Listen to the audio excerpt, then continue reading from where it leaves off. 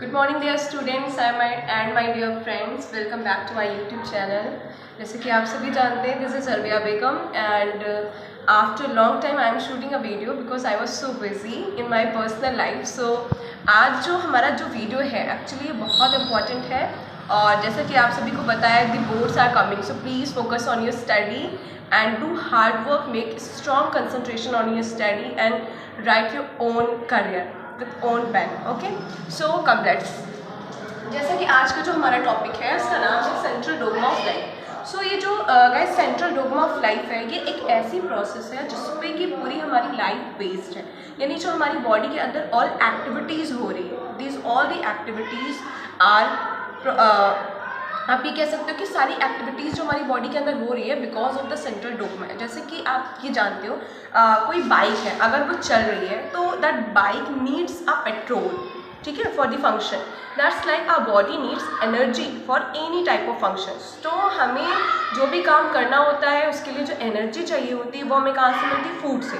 और फूड हमारे लिए जो एनर्जी प्रोड्यूस करता है उसका भी बॉडी में अलग अलग केमिकल रिएक्शंस के थ्रू उसका जो है इस्तेमाल होता है. डायरेक्ट ऐसे ही वो खाना हमें तुरंत एनर्जी नहीं देता. तो उसी तरीके से हमारी बॉडी में जो क्या होता है, कभी कभी हमें चोट वगैरह लग जाती है और ग्रोथ होती है हमारी बॉडी में, जो डेड सेल्स होती हैं उनकी रिप्लेसमेंट होती है और न्यू सेल्स बनती हैं. तो उन सभी चीज़ों के लिए सेंट्रल डोग्मा हमारी लाइफ में बहुत ज़्यादा इंपॉर्टेंट है. आइए बात करते हैं कि सेंट्रल डोग्मा ये है क्या. तो जो सेंट्रल डोग्मा है ये एक ऐसी प्रोसेस है जिसमें कि डीएनए से आरएनए बनेगा और आरएनए से फाइनली क्या मिलता है, हमको प्रोटीन मिलता है जो कि हमारे किसी भी फंक्शन के लिए जिसके लिए हमारी बॉडी में सेंट्रल डोग्मा का प्रोसेस हो रहा है उसके लिए ये वर्क करेगा. तो कैसे ये करेगा? सो डीएनए जैसे कि आप सभी को पता है डीएनए क्या है, it is a genetic material of our body और इसी से हमारी पूरी लाइफ जो है कनेक्टेड है फ्रॉम आवर एंसेस्टर्स. यानी अगर उनके अंदर यानी हमारे पूर्वजों के अंदर अगर कोई भी कैरेक्टरिस्टिक फीचर है तो वो हम में कैसे ट्रांसफर हुए?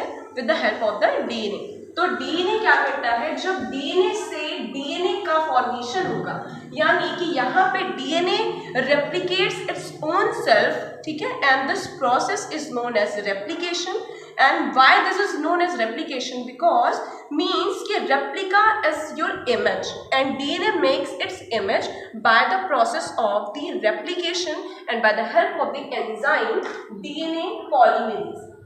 डीएनए पॉलीमरेज वो एंजाइम है जो कि डीएनए रेप्लिकेशन की प्रोसेस को होने में हेल्प करता है और जैसे ही डीएनए पॉलीमरेज अपना काम करके पूरा करेगा और डीएनए के नेक्स्ट स्ट्रैंड्स बनेंगे, अदर एक फिर से वेरी इंपॉर्टेंट जो एंजाइम है वो वर्क करेगा, that's name is RNA polymerase. And this enzymes helps to maintain the process of transcription by which DNA makes RNA. यानी कि यहाँ पे जो डीएनए था, पहले तो डीएनए ने खुद को बनाया, डीएनए से डीएनए बना by the help of DNA polymerase enzyme and this process is known as replication.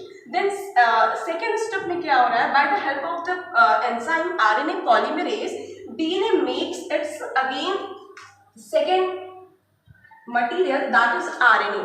And ये आरएनए अब क्या करेगा, by the help of the ribosomes, very important, ribosomes की मदद से आरएनए क्या बनाता है, आपका एमिनो एसिड्स या फिर आप कह सकते हो कि प्रोटीन बनाता है जो कि हमारी बॉडी के अदर फंक्शंस के लिए बहुत ही ज़्यादा इंपॉर्टेंट है. और इसी तरीके से ये सेंट्रल डोग्मा की जो पूरी लाइफ साइकिल है ये हमारी बॉडी में चलती रहती है और इसका बहुत इंपॉर्टेंट है.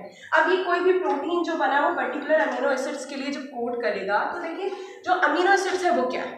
सबसे पहले तो मैं ये आपको बता दूं कि जो अमीनो एसिड्स है वो हमारी बॉडी के लिए बहुत ही ज़्यादा इम्पॉर्टेंट है और उसके लिए इसका काम क्या है कि जो अलग अलग टाइप की बॉडी में प्रोसेसेस हो रही हैं, जैसे कि मैंने अभी आपको बताया कि जो डेड सेल्स है वो रिकवर होकर नई सेल्स में तब्दील हो रही बदल रही हैं. और फिर क्या हो रहा है कि अगर हमारे टिश्यूज़ कहीं डैमेज हो गए तो वहाँ पे फिर से रिकवर होने के लिए न्यू टिश्यूज़ चाहिए, उनके लिए सेल्स चाहिए. तो इसी तरीके से ये सारे अमीनो एसिड्स हेल्प करते हैं, काम करते हैं बॉडी को रिकवर करने के लिए, ग्रोथ के लिए और अदर बाकी ऑल एक्टिविटीज़ के लिए. हमारी पूरी बॉडी में क्या है कि जो टाइप ऑफ अमीनो एसिड्स की बात करें, सो यहाँ पे अगर बात करूँ तो there are 20 types of amino acids. 20 types of amino acids are present.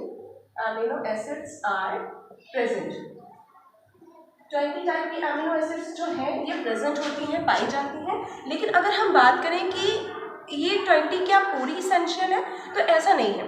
essential की अगर हम बात करें कि how many types of amino acids are essential for body, so there is a 9 amino acids are very essential for the life, for the body. That's name is phenylalanine, valine, tryptophan, threonine, isoleucine, methionine, histidine and leucine and lysine. तो ये जो 9 types की amino acids हैं ये बहुत ही ज़्यादा important है और ऑलमोस्ट हमारी बॉडी के सारे फंक्शंस के लिए इन्हीं की ज़्यादा रिक्वायरमेंट है, बाकी अदर्स की हमें ज़्यादा रिक्वायरमेंट्स नहीं होती। तो आज का ये जो टॉपिक था हमारा जिसका नाम था सेंट्रल डोगमा ऑफ लाइफ, ये बहुत ही इंपॉर्टेंट है और इसके लिए मैं आपको फिर से एक चीज़ बताना चाहती हूँ। देखिए इसमें 3 ही स्टेप हैं जो कि आपको याद करने हैं। एक है replication, to replicate to make your own image, then after क्या है ट्रांसक्रिप्शन, यानी DNA converts into the RNA and this is process this known as transcription in which DNA क्या करेगा। देखिए मैं यहाँ पे लिख दे रही हूँ, यहाँ पे क्या हो रहा है डीएनए से क्या बन रहा है RNA and this is known as transcription. और ट्रांसलेशन आप तो जानते हैं, ट्रांसलेशन का मतलब होता है कोड को पढ़ के डिकोड कर देना, जो कि काम किसका है राइबोसोम्स। आपको पता है ना राइबोसोम्स क्या करती है डिकोडिंग करता है, किसी भी चीज़ को कोड का पढ़ेगा उसके बाद उसको डिकोडिंग करेगा। तो ट्रांसलेशन में क्या हो रहा है जो आरएनए आया है उसको वो रीड करेगा राइबोसोम और उससे क्या बना देगा आपकी प्रोटीन। तो ये आपकी कंप्लीट पूरी प्रोसेस है जिसपे आपकी लाइफ टिकी हुई है। Thanks for watching this video and please अगर आपको ये समझ में आया हो तो like share and subscribe my channel. All the best for all of you.